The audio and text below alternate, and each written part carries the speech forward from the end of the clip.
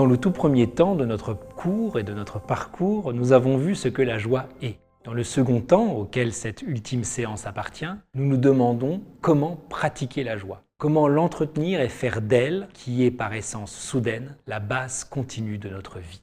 La dimension pratique de notre propos s'en tenait jusqu'à présent à l'aspect personnel de la joie, j'allais même dire privé.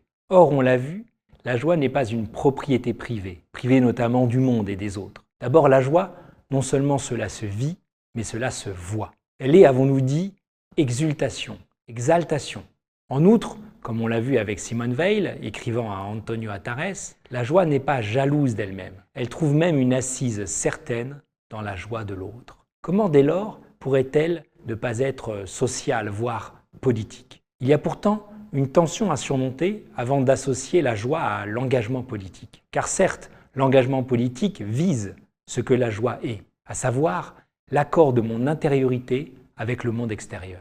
La politique, qu'est-ce en effet, sinon œuvrer collectivement afin de trouver à l'extérieur de soi un monde qui, non seulement n'offense pas, mais peut-être reflète nos aspirations les plus profondes. Faire de la politique, ce n'est pas d'abord tenter d'amalgamer à soi un maximum de voix, c'est transformer nos idées les meilleures en institutions pérennes. Ainsi, par exemple, parce que je ne peux sauver ni soigner toutes les victimes d'incendie, j'ai à me réjouir qu'existe l'hôpital et les sapeurs-pompiers.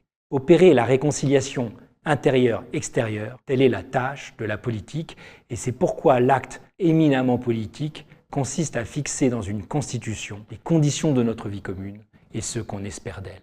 Pourtant, l'engagement politique ne semble pas aller de pair avec la joie, en ce qu'il s'enracine dans un désaccord franc avec le monde tel qu'il est. C'est bien parce que l'accord intérieur-extérieur n'est pas réalisé que l'on tape du poing sur la table et qu'on s'engage. Mais qu'est-ce qui nous fait renverser la table? N'est-ce pas une sorte d'impulsion vers la joie? Dans l'enracinement, Simone Weil définit un ensemble de besoins, du corps et de l'âme, qui nous obligent absolument. Car sans la satisfaction de ces besoins, le monde auquel nous participons sera pour notre aspiration au bien une offense permanente. Qui peut dormir tranquille si la plupart meurent de froid?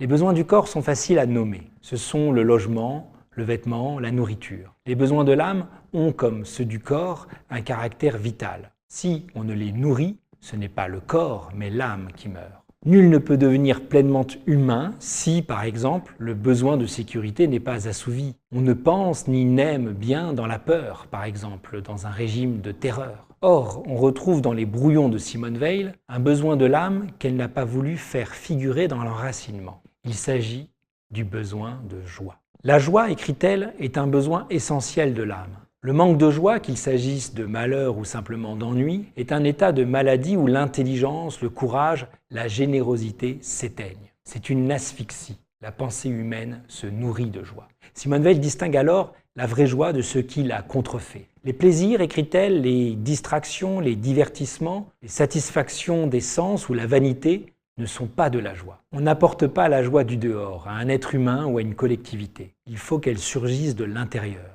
Mais on ne se la donne pas non plus à soi-même. Elle ne vient pas quand on la cherche. Pourtant, précise encore Simone Weil, il y a des conditions qui la rendent ou non possible. La satisfaction des autres besoins de l'âme est au nombre de ces conditions. Première remarque, si la joie ne figure pas dans les besoins de l'âme énumérés dans ce premier chapitre de l'enracinement, ce n'est pas parce qu'elle serait hors du champ politique. La joie, avons-nous dit, ça se voit. Et il est réellement des peuples plus joyeux que d'autres, ou, plus précisément, des peuples dont la joie est méticuleusement détruite par leur gouvernement. Si Simone Weil a mis la joie à part, c'est parce qu'elle ne saurait être le but direct du gouvernement des hommes. Elle ne vient pas quand on la cherche. Mais cela atteste et non conteste son caractère éminemment politique. On ne provoque pas la joie en ce qu'elle vient comme couronner, nous dit Simone Weil, la satisfaction de tous les autres besoins. Il y aura donc joie quand un peuple ose prendre en main son destin politique et veiller à la satisfaction première des besoins de l'homme. La joie est la promesse secrète que chaque besoin du corps et de l'âme porte en lui.